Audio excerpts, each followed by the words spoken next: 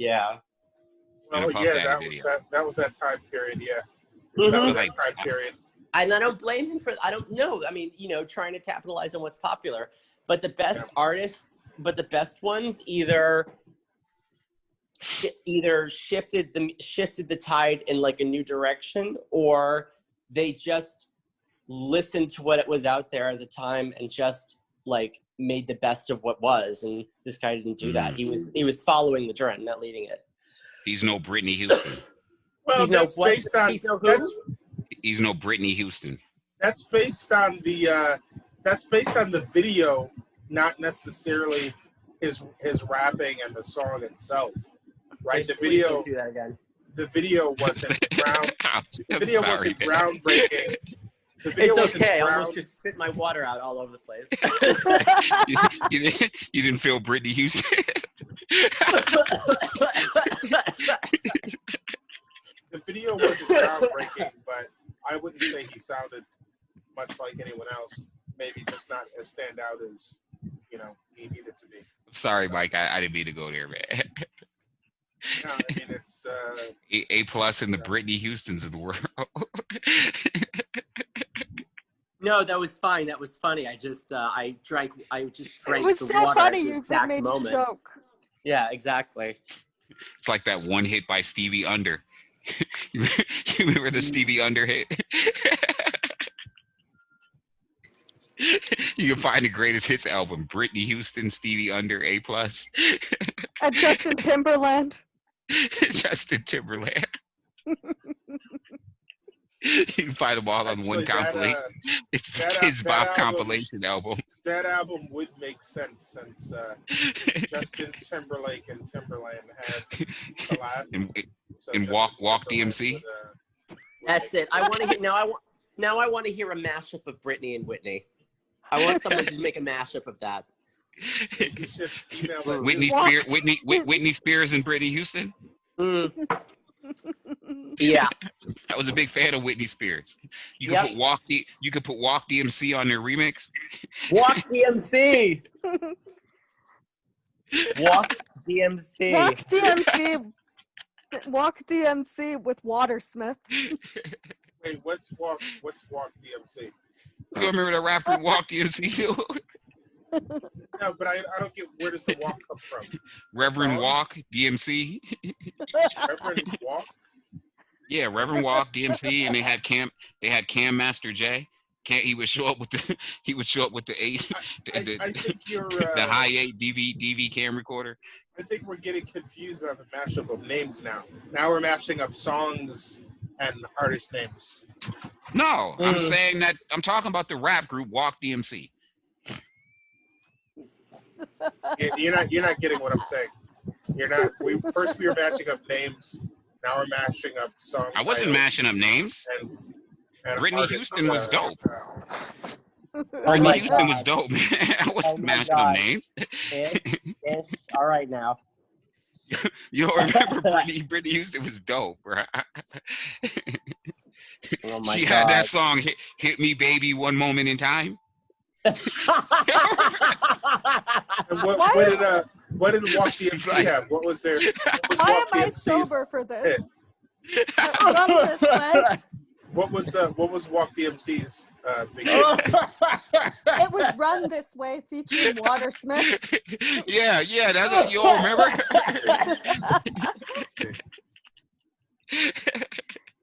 You all remember Run This Way?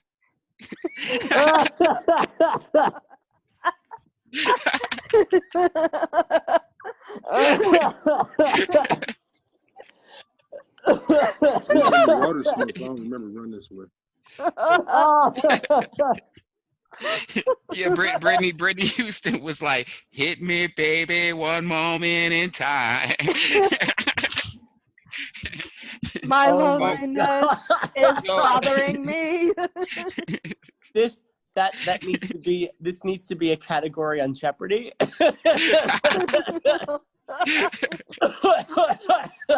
Dear Lord, why am I sober for this?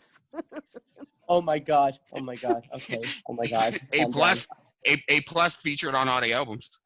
Oh my God. Okay. A plus was the feature.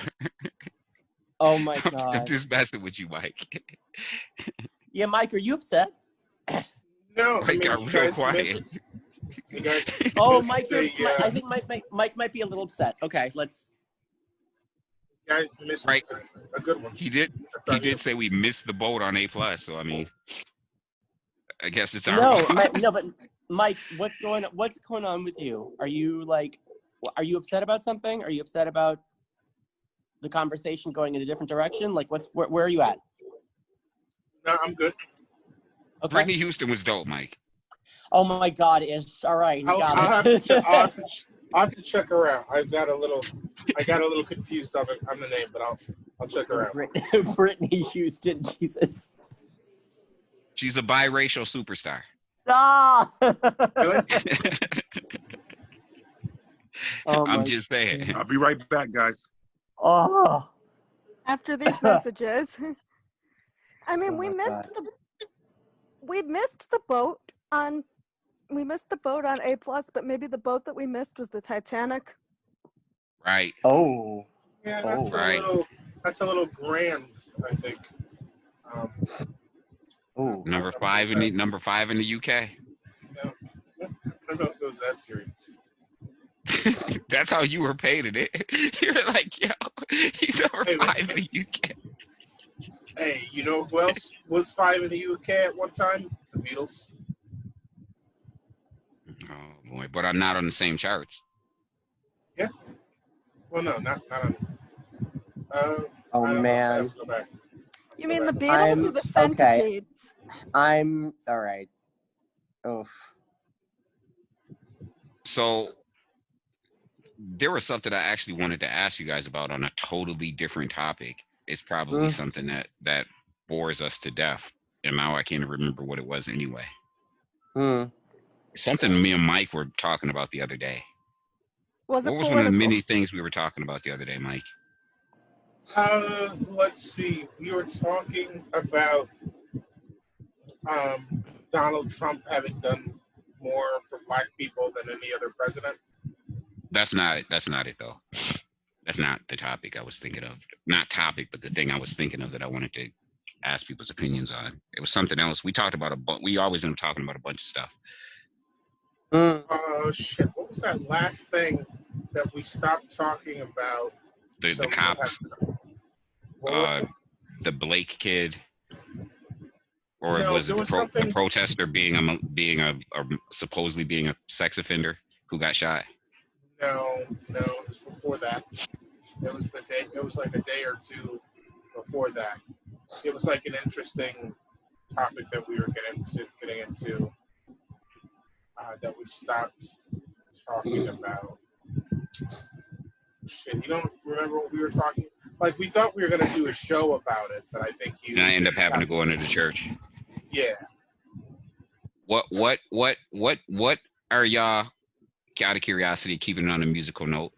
What are you guys, all of you, currently like? Who's hot? Who's on your go-to list to listen to right now? I'm not allowed to say it online. Yeah, I'm not. You're banned from that. Who's number 2? Cardi B. Oh No. Who's number 2? She gets emotional over her number. Well, it's a number. I guess I won't say number 1, but it is a number. Yeah. My favorite joke about Cardi B, or it was a meme that I saw, is that if you say her real name out loud 3 times, the furniture starts to move. Oh wow. Yeah. Oh wow. Wait, It's not happened? the most politically correct I didn't thing. catch it. If you say her name 3 times, what? The furniture will start to levitate. It's not the most politically correct joke, but I thought it was funny when I saw it. Wet spots start to form on your love seats. Well, now that's certainly the case these days. Yeah. Like, you said her name okay. 3 times. Look at that wet spot right there. This summer, actually, this past summer, I don't know. I don't know if you know who Jessie Ware is, but she's a British singer-songwriter, and she dropped like an album like this summer that I think has been helping make the time pass easier. I think one of the reasons she has an amazing voice, and the production on her albums is always like A+. I think one of the reasons that she isn't a bigger star. What? Like the production is as good as an A+ album, you said? You had to do that, huh? You had to go there, huh? Mike is feeling some type of way. Like Mike, like okay, y'all done killed the horse inside the glue factory. The production is top notch. The production is top notch. On her all albums always. But I think that one of the reasons that she hasn't been a bigger star is that I personally feel her lyrics are pretty vapid. Like the most generic, like cliched, like trite stuff about like love and like wanting to be in love and like blah blah blah. And she doesn't do vocal acrobatics the way like Whitney and Mariah does. She's kind of trying to be like Sade. And what are you talking about? Who are you talking about? Sade is a very complicated and tough wheelhouse to try to. It is. Yeah, well, there's only her. So. Yeah, you're right. Yeah, nobody, like, she's literally like nobody else sounds like her. It's a very distinct, and so I feel like Jessie Ware, like she like they're like you can hear like a few influences in her music, but I think that's the reason why she hasn't like been a bigger been a bigger success over here is because her lyrics are very conventional, but she goes about them really subtly instead of like the Whitney Mariah route. And so I think that's why she hasn't been a bigger star. But her new album is, I posted a brief blurb on it, like on Facebook a couple of months ago, which was basically, I said, it's like if Sade tried to make a disco album, this is what it would sound like. And it's like, how would I describe it? I would describe her music as like relaxing dance music. Like you can dance to it, but her name is Jessie Ware. Like her music, you can easily dance to her music, but it's also like, but it's also very chill at the same time. So so like her newest album is like what I've been listening to a lot this summer. Just like, yeah, it's cool. So that's who I'm with right now. I don't know if she's, you know, I don't know what the future holds for her. I don't know if she's going to ever show up on anyone's lists of top anything yet. I hope she figures that out, but I hope she doesn't pigeonhole herself because she, yeah, that's all. How did you discover her? How did I discover her? I found out about this online magazine called Slant Magazine a while ago. And they do like like they review like movies and music and TV shows and I don't know how I found out about them, but I guess whenever a new movie comes out, I'm always looking at reviews, and I found their perspective, and I thought it was a little new and interesting.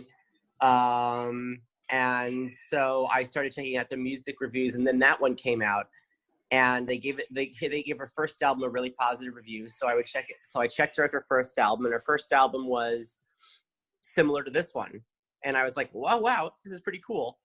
You know, it's weird. It's like it was one of those albums where it was just like, I realized like it was so pleasant that I could actually listen to the whole album the whole way through and enjoy it. And yet after it was over, I couldn't even remember a single track. Do you know what I mean? And that's like, yeah. Do you know what I mean? So it's not like, it's a compliment, but it's also kind of not. So, but I still like it. But I mean, her voice is like unbelievable. And the production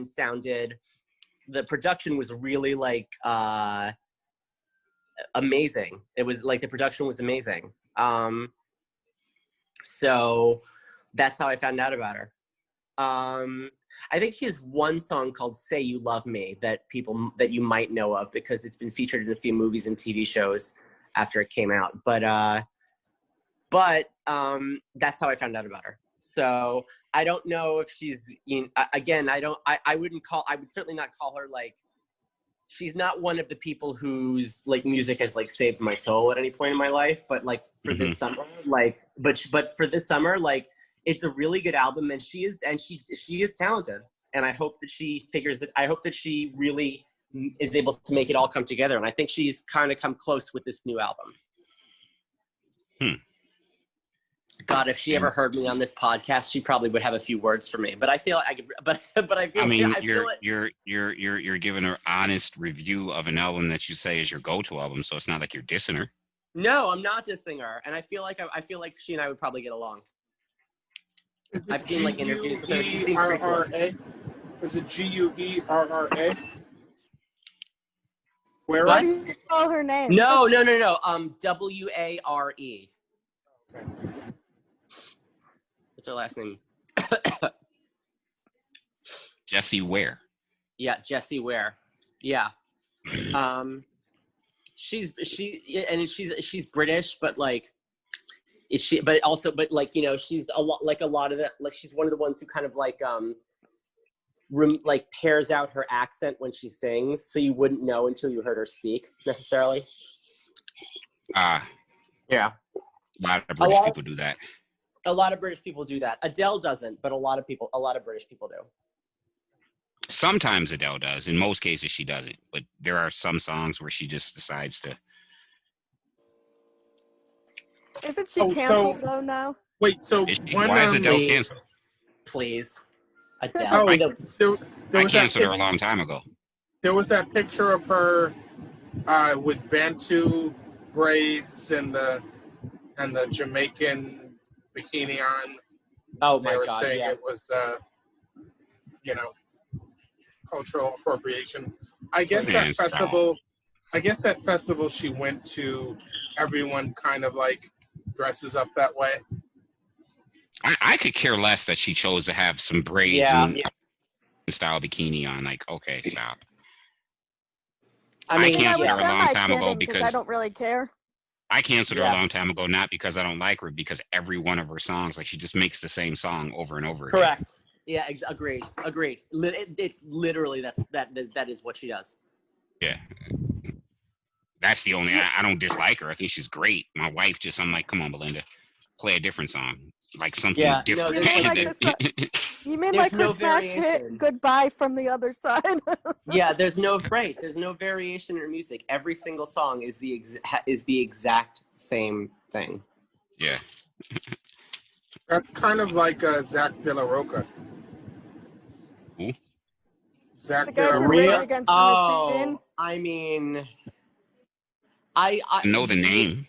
I don't know. I might go to back. I don't know. I might go to back to. Yeah, I mean, I hear what you're saying, but I mean, it just all sounds like, that same line, like whether he's yelling "We're the renegades of punk" or "You got to do what they told you." It's just like it's one sentence yelled, Yeah, I suppose. I mean, I appreciate what he's about. I don't think I've heard anything from him. I know the name. You've never heard Rage Against the Machine? You've heard of Rage Against the Machine. Oh yeah. Okay. Sleep Now. Sleep Now in the Fire. Killing in the Name. Yeah. In the name of love. No. It's much I more know. rough than that. In the name of love. Oh. Yeah, dope. exactly. Oh my God, yeah. No, they were my everything. They were my everything growing up. U2. Yeah, U2 is pretty dope. Yeah, that was the best concert I ever went to. When I recently found out how much money my parents paid for that, and I was like, oh my God. I was like, thank you. Yeah, I can imagine a U2 concert. Yeah, U2 is big. They're super. You're talking Billy Joel type loot. Oh. But you're talking Billy Joel, Elton John type loot for those tickets. Yeah. When I was going to go see Billy Joel and Elton John perform in Buffalo before they canceled the show, they canceled the tour, it was like $500 a ticket. Yep. And those were just for the cheap seats, right? Yeah. And I was going because how often do you get to see Billy Joel and Elton together? You know what I mean? Yep. Like, exactly. I was going. Was that ticket- recently? Like they canceled No, it because this of was the in the- COVID, or? This was in like 2008. They had a major tour, and then they canceled it. They didn't finish. Yeah. I don't know what happened. They just didn't finish their dates. Yeah. They had Those the double tickets- piano where it was like one piano Right. connected, and they each sat on a one end. It was great. Like I just wanted to go. Yeah. There were people I wanted to see. If Yeah. they're legends, like I went to see Anita Baker. You know what I mean? Like if it's a legend, Wow. Yeah. I'm going to see you. You know what I mean? While I still That's can. how I feel too. That's how I feel too. That's exactly how I feel too. The U2 tickets were not quite 500. They were almost that much. And but I was very grateful. They actually the concert was actually on my birthday. So it was amazing. But I did U2 has that catalog where you're gonna get a great show. Yep. And they played for 2.5 hours. You don't even have to like U2, and you're gonna go, and you're gonna hear a song that you know what I mean, and you're gonna you're gonna get a great show. Yep.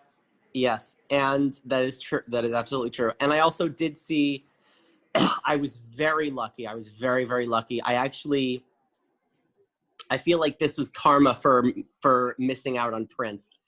But I actually did get to, someone gifted me a couple of Elton John tickets that she couldn't use. Oh wow! Last year. That's Wow. quite a gift. I was 2 years ago. 2 years ago. I was very lucky. I was so grateful that I got to do that.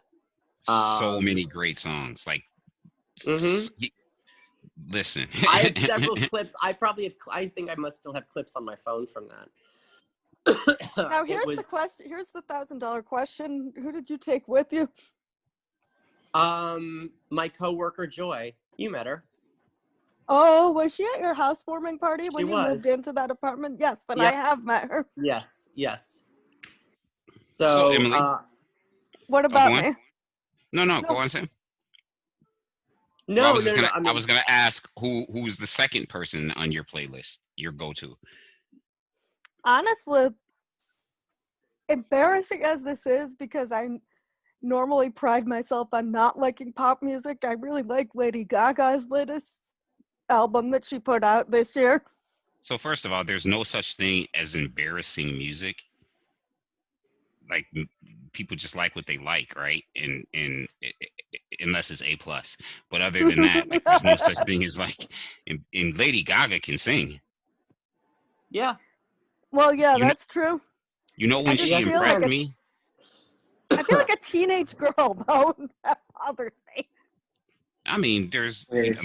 Mike likes to use the term guilty pleasure, so I think it's apropos in this case, right? Like, I don't know, we all just have the things that we like. I don't think we should. The reason why I argue guilty pleasure is because I just don't think we should feel guilty about it. You know what I mean? Yeah. I guess that's true, yeah.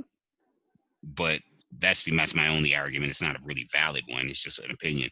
But I don't know. I think what impressed me about her, because I didn't really ever pay attention to her. I knew she was great. It just wasn't my thing. I watched that movie. Oh, the one And with her and Bradley Cooper. Yeah, and I'm very, very, very partial to musicals. Like, I love musicals. Me too. So when she introduced her song to him, and she was singing it in the parking lot before, like, he took it and made it a big hit. Like, when she started singing it to him, just a cappella in the parking lot. Like, I think I rewound that scene like 8 times. Oh wow. And I'm like, yo, this girl is really, like, she can sing. You know what I mean? And I didn't realize that until I saw that, and it gave me an appreciation for her. And I love that song because I heard her sing it a cappella at the beginning of that movie. That In the Shallows. Yeah. Well, and she's also, what I like about her, she does have a more edgy, like, aesthetic than the typical pop star. Like, she does. Is she really pop? Though. It's calculated, though. Do we Talking about think Lady that Gaga? Yeah. Yeah. Do we think that she's transcended pop, though? I feel like she's, well, what other category would you put her in? Like, I feel like she's always been pop. But I feel like it's like saying Britney Spears is pop, even though she was pop. Like we know vocally, Britney Spears really kind of like can't be held into the pop box, right? Because Yeah, she just I'd keep her in a box. who Britney? I'm not Yeah. Britney. I mean Christina Aguilera.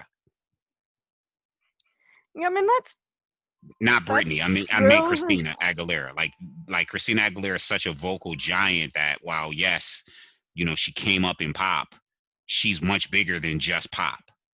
Well, I don't know that she's. I mean, what other genre has she crossed though? I mean, she's done. She covered Lady Gaga. She's but done that's pop. Lady Gaga's pop. Lady Marmalade, not Lady Gaga. She covered Lady Marmalade. She that's what I meant. Lady Marmalade. She yeah, that's more like what would you even call that? Like R&B? funk light? Yeah, R&B or funk light, right? right. Yeah. She also did I mean, she did a whole movie where she sang you know, the movie she did where they were, what was it? What's that? Begins with a B. She did burlesque style music, the whole film. Yeah. You know what I mean? She's done stuff as close to R&B or in that wheelhouse as you can get on her albums. She's done ballads. Mm-hmm. You know what I mean? Like she's done far more than just genie in a bottle type pop. You know what I mean? Like she's certainly, you know, it's like saying, and you know, just some artists, we get these artists that come along. I think Lady Gaga is one of them that can't just be boxed into pop, because if you listen to her music, you'll find some of everything and it's done well.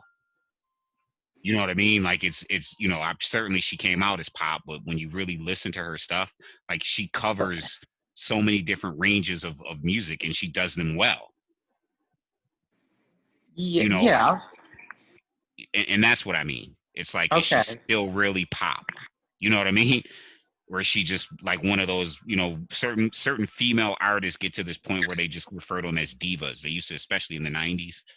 Yeah. Like, and that once you hit that status, it's because you're really bigger than just whatever genre you were in.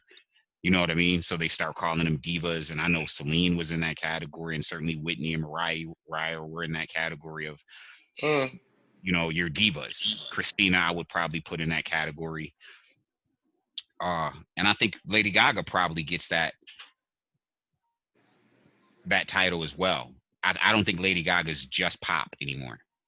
Like In the Shallows is not a pop song. Well, the pop genre might be a little bit wider than Yeah, I think it we is. sometimes actually. give it credit for. I think the pop genre, like, I think it does encompass. I think it does encompass ballads for one thing. Yeah. Really? Yeah. Why not? What would you put ballads in? I would probably put it into something like easy listening, or like all right. Okay. you know, or you maybe contemporary. Who knows? Like, is it a pop ballad? Like, how many really poppy ballads are there? Like ballads. Well, what is Well, I think contemporary? every genre has ballads. Well, but there's a certain type of ballad, right? Like Evanescence is not pop, right? Right. Or when when Madonna did This Used to Be My Playground, that's not a pop song. It's not? This Used to Be My Playground? Or yeah, well, no, you don't Take a Bow. You don't think those are pop songs?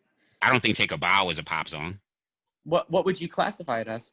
I would put those in the same category as like My Immortal from Evanescence.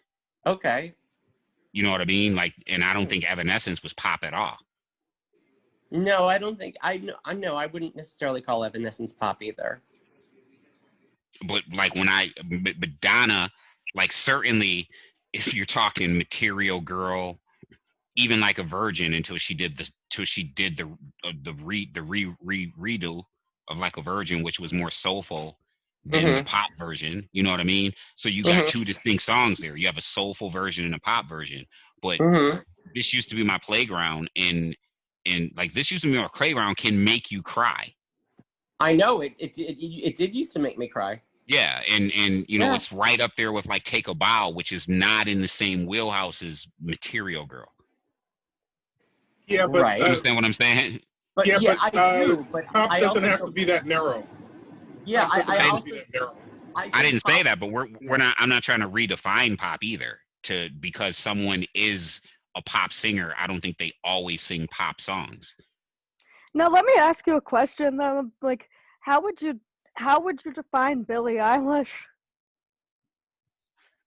Hmm. Hmm. And I Because- think that speaks to Mike's point, because she might be alternative pop. Yeah, that's kind of what I was gonna lean Yeah. toward. I was gonna lean towards alternative. Yeah. Yeah, that's the word I was gonna use. But I mean, traditionally, Michael Jackson was a pop artist. Yes. But Well, we also eventually. understand that he was more than just a pop. Well, he in the '80s he was called pop. They didn't even call him R&B. Well, He was called the king of pop. He put that moniker on himself, but in the early '80s he wasn't until he like adopted that moniker. Well, his Thriller album, which was the first solo as after Jackson 5 was a pop. No, according to off him. the wall. No. Off the Well, wall. yeah, off the wall, then Thriller, right? Yeah. By Thriller, it was pop. Yeah. Wait a minute. I thought it wasn't pop until Bad. No, But that's he was the- called the king of pop. Growing up as a kid, like I was a Michael fan, had his toys, the whole nine, had both albums, Off the Wall, Thriller, all of it. And they referred to him when I used to watch him, because he used to be on the news every day. You might not remember, Mike. He used to be on the news every day because every time he went to a concert, like they would just show people fainting, crying, I and fainting. remember. Like, I and remember. he was being referred to as the king of pop, and that was the Thriller album.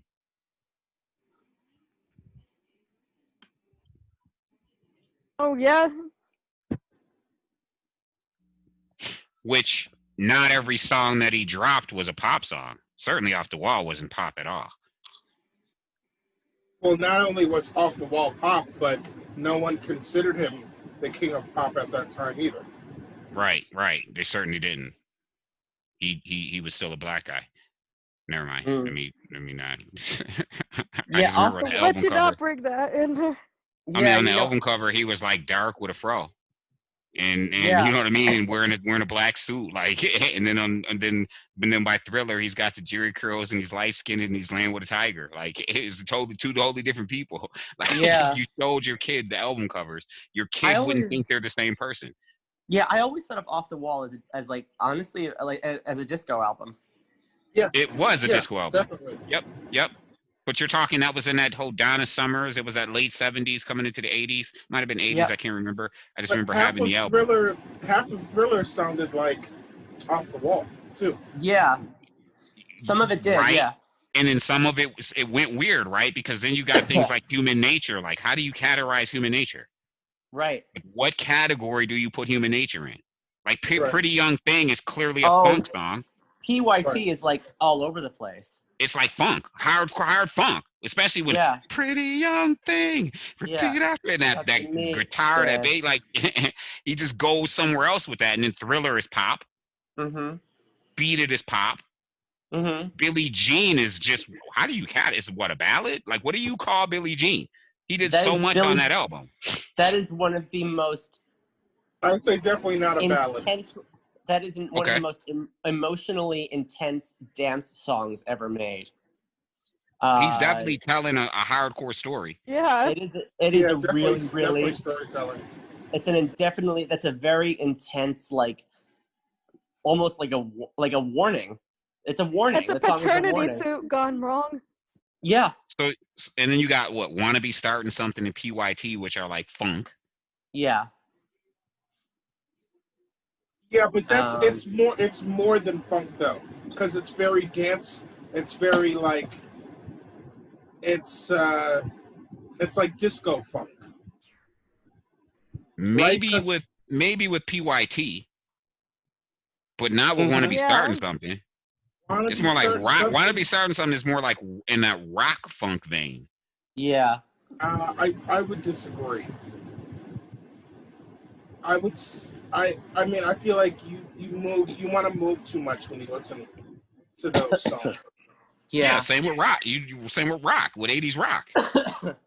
80s rock just makes you want to like bang your head. It doesn't really. No, you're talking about metal. 80s Yeah, you're rock talking makes me about, want to like, move. Whitesnake.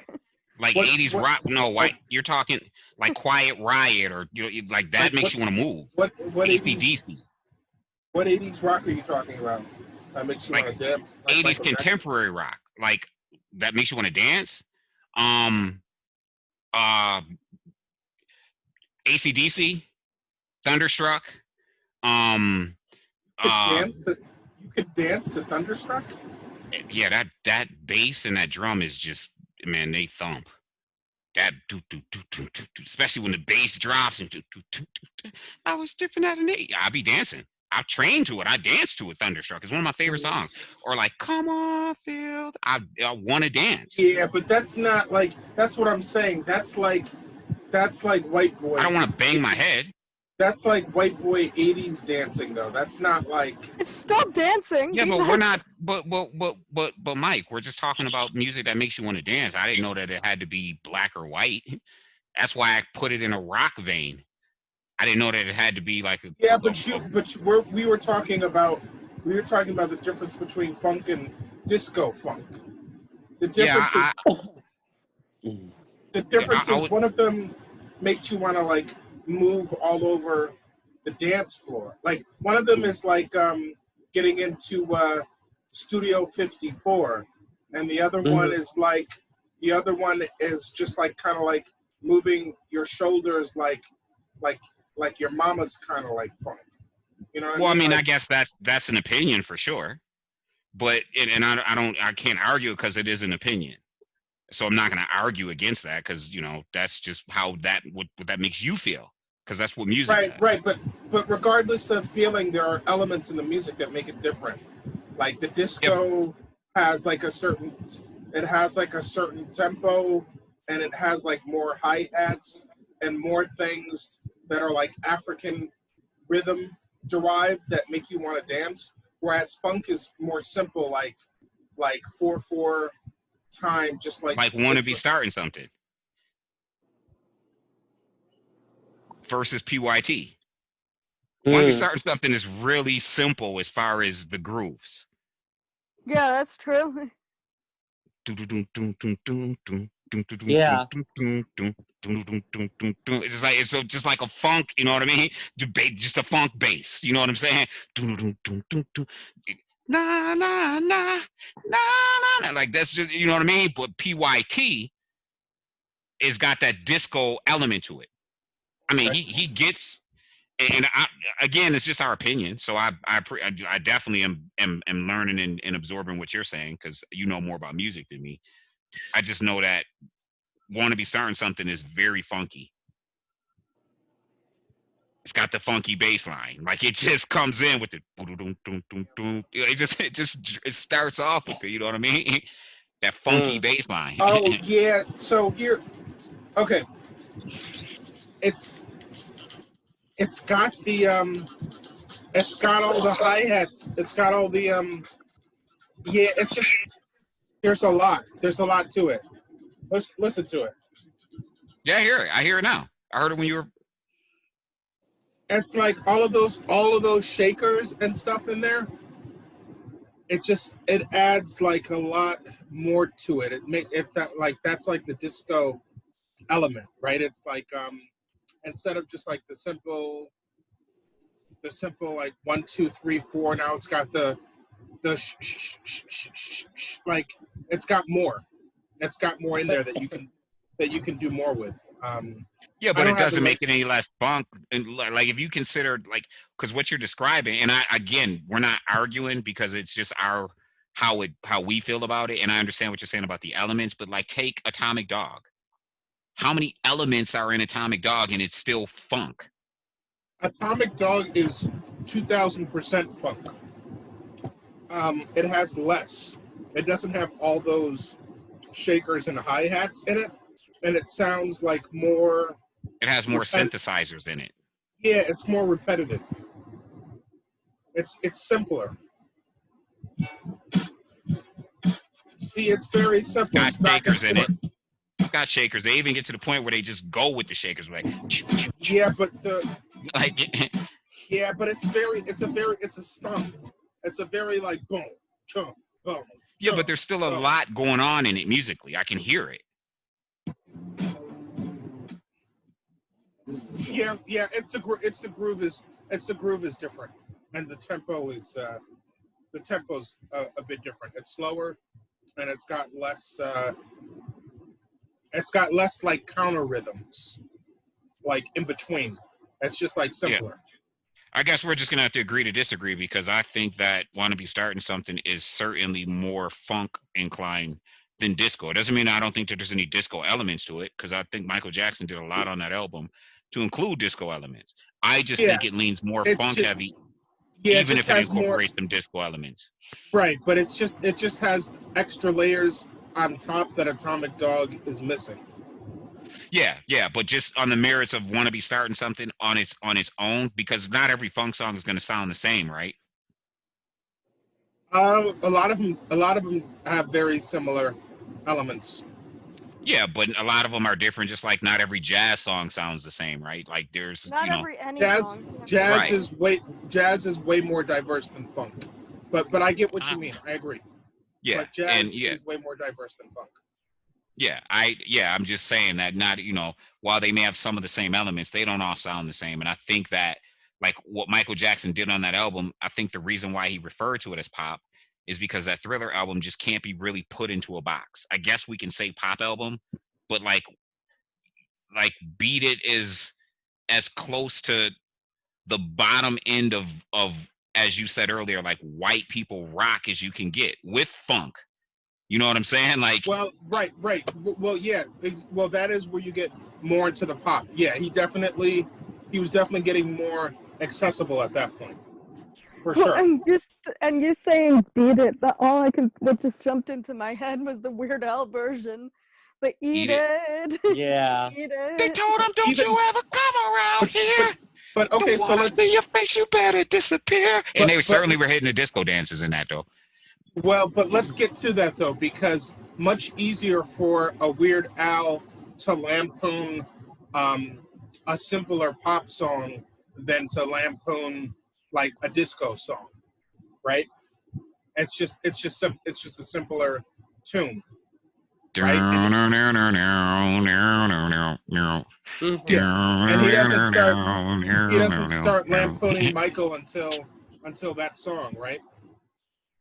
Right. There's no lampooning. I think that's the only song he lampoons. No, he does "I'm Fat." Yeah. Right. Oh, I'm fat. Yeah.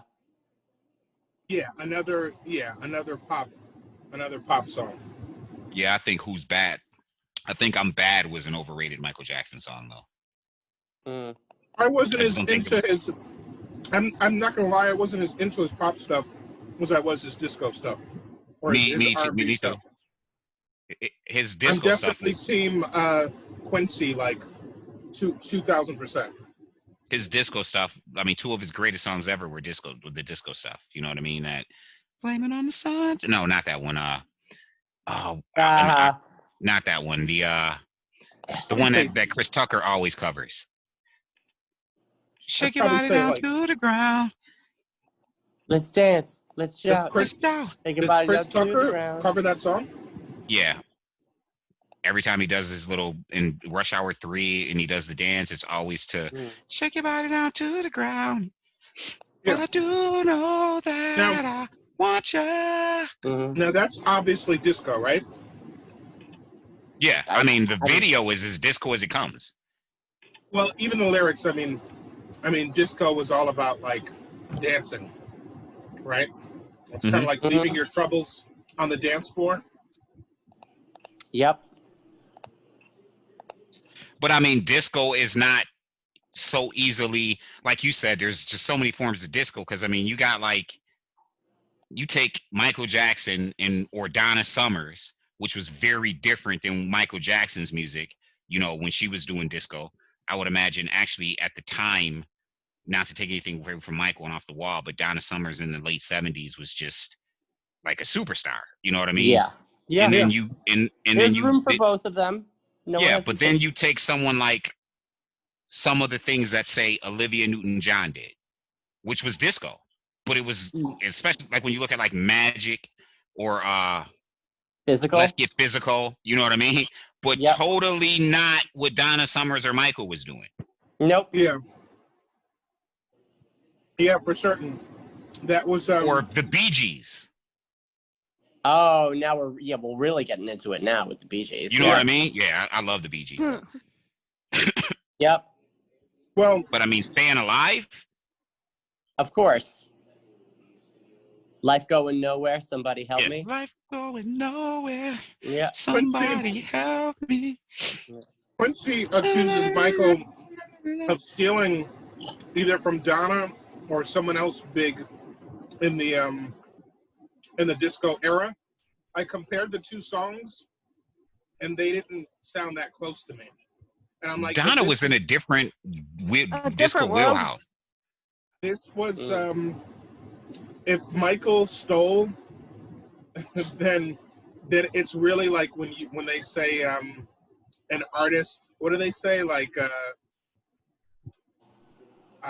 someone borrows and an artist steals or something. This was like the very definition of great stealing, because he made the song way better, and it didn't sound like the original song. In other words, What's the song Donna did? Sorry, which song are we talking about? I'd have to look at the I'd have to dig up Quincy Jones' latest interview to see what he was talking about. What's the song Donna did? The ballady disco song. I love it. It's the one about leaving her cake out in the rain. Oh, MacArthur Park? MacArthur Park. Yeah, MacArthur Park. Oh, Love wow. that joint. That's one of the most ridiculous, like, yeah, that's a ridiculous It is. song. It's so How does that go? ridiculous. How does that go? She leaves her cake out in the rain. And it How melts. does the song go? And she's like, and that's something that she'll never have that recipe again. Yeah, Like, she's mad that it's she lost the ridiculous. recipe. It's You have to listen to it. ridiculous. It's great though, because she makes it work. It's Yeah, called MacArthur Park.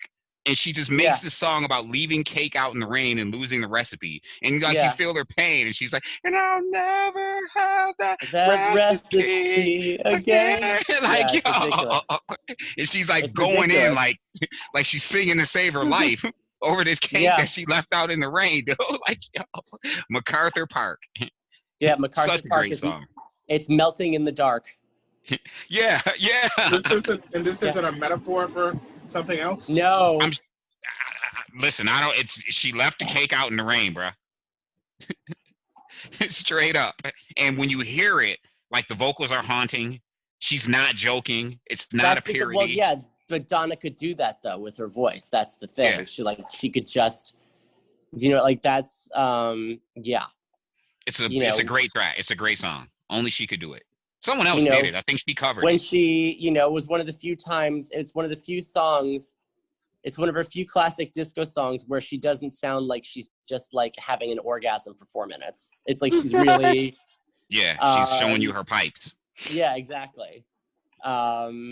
She's really, yeah. Well, she works hard for the money she got. She went in. Oh yeah, but She went in on that song. Absolutely, absolutely. I'm not disparaging her at all. Donna Summer was fabulous. That was not like that was not meant as an insult. But I mean, listen, when I said what I said about the orgasm, I mean, if you think about Love to Love You, Baby. Yeah. Could it be magic? Yeah, exactly. Could it be magic? Yeah, exactly. Yeah. Could it be magic? I feel love. Like she's just, bad girls, like hot stuff, like that. Look, it is what it is with her. It's not an insult. And It's not speaking, an insult. and you're right though, because like She Works Hard for the Money was probably her last great hit. That was certainly an 80s song. It was, You know what I 80s mean? Song. It was definitely disco, but it had like an 80s sound to it. It was a very Even the rocky- video was totally different than anything she'd ever done. Yeah. It was very MTV-esque. You know what I mean? Yep. It was very MTV-esque, and it was a good video too. I remember that. So she was working in the restaurant, right? Yeah. Yep. Yep. Yeah. Yeah. Very. Or, no, I hear like a absolutely. muffled We're getting some scream. feedback here, Mike. What are you doing? Oh, sorry. I'm looking. I'm checking out a Michael Jackson interview when they talk about when he's first called the King of Pop. You know something that just occurred to me, Sam? What's If we're that, talking Ish? about guilty pleasure musics and disco transitioning, that era where disco was kind of going out the door and transitioning more to pop at the time. Yeah, what's that? Denise Williams, Let's Hear It for the Boy. Just kind of like one of my, you know what I mean? Like, That's a jam. Oh, sure. Dun, dun, dun, dun, dun, Yep. dun. I just, Let's- it's just, Now, That's what one of my- movie? What movie does that remind me of? it's from Footloose. Oh, right. There you go. yeah. Just that whole, that was a perfect to me, a perfect example of disco transitioning to pop. You want? You know what I mean? You want? You want to hear? All right. You want to hear something really funny? Or at least I think it's amusing. Do y'all know who Pauline Kael was? No. Okay. No, but Pauline can you tell us? Kael was probably like the most influential film critic ever made. Like she turned it into an art Somebody made form. her in a lab. Yeah, no, yes, somebody made her in a lab. No, I mean there were film critics around before then, but her voice and her writing style just like really took off and made it like the whole thing into an art form more than just like a vocation. And but she had a way with digs, like when she tore into a movie that was bad or when she was criticizing something, like you could feel it, like it was vicious. And and the reason I'm saying that now is because in her review of Footloose, I want to hit her. What? I want to hit her, but I don't hit women. I wish I was a woman so I could hit her. Why?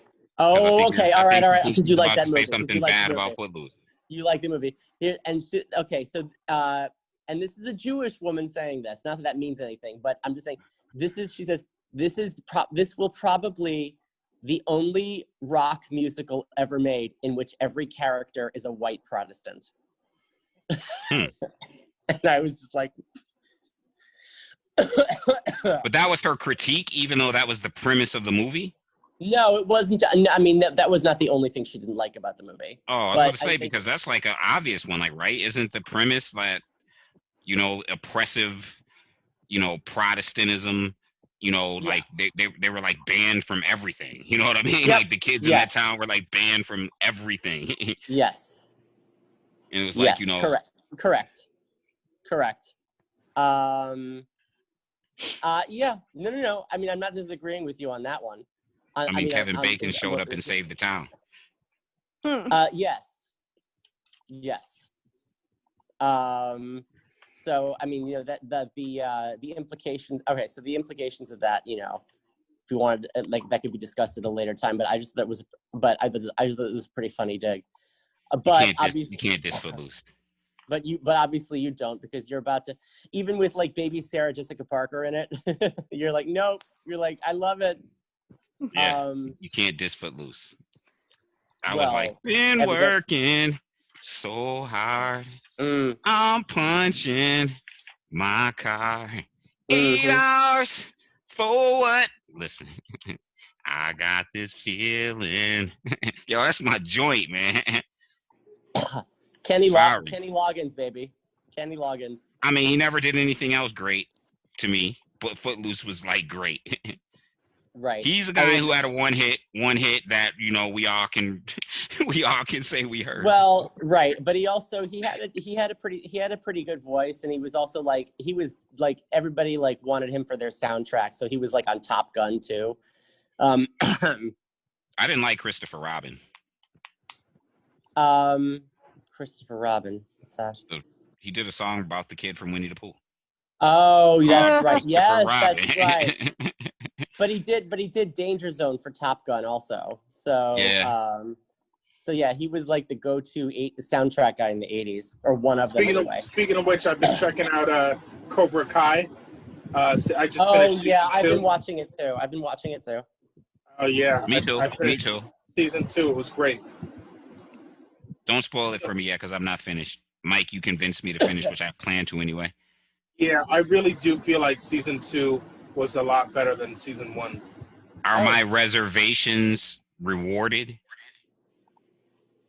Dude, I told you you're gonna. I already saw that coming from a mile away. Your reservations were not. Not found it. You don't got to beat me up over it, man. I asked you for advice, and this is what I get. Well, I mean, Children.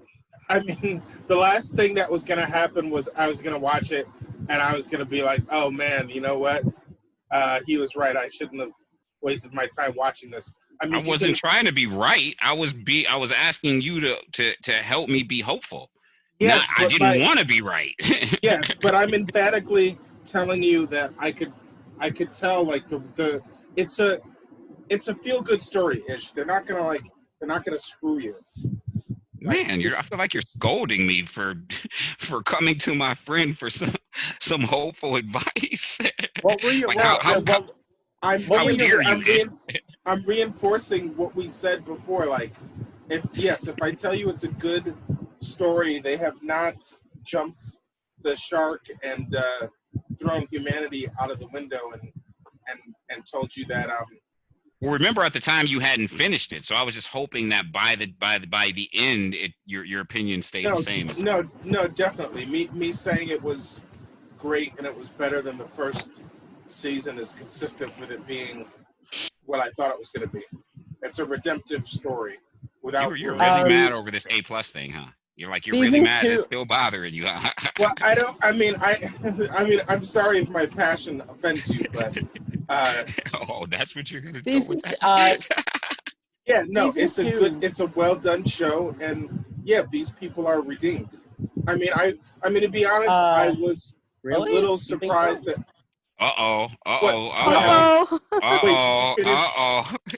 Finish the second season? Who, me? Yeah. Yeah, I don't think that season 2 ended on a particularly optimistic note.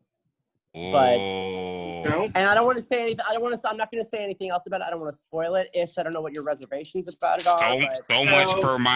So much for me saying it was great is pretty much consistent with. I'm not saying it wasn't entertaining. It's not, because he wasn't there and we don't know. He doesn't know what we were speaking about without. Yeah, I don't. I'm going to say just trust me. Okay. Just trust me. Okay. All right. I was actually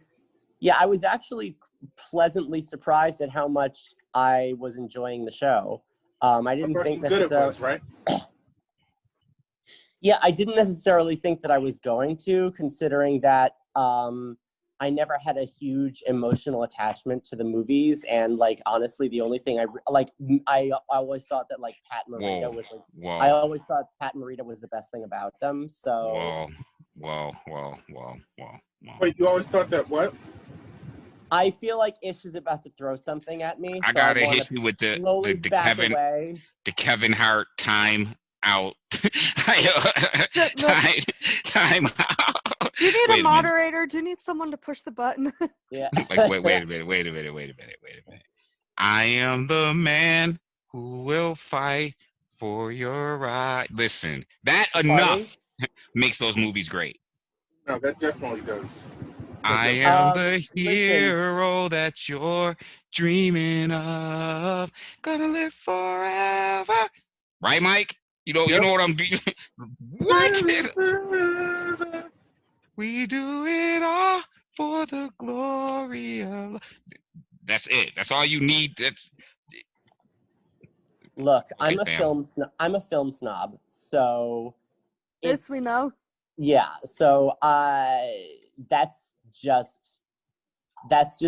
me. It's not personal, but I get it though. It kind of is personal, because when somebody comes for a movie that you love, it's like a piece of you. So I get it. It's not didn't mean to go after you like that. I'm just saying, it was never a movie that held any emotional sway on me. So, but what goes around comes around.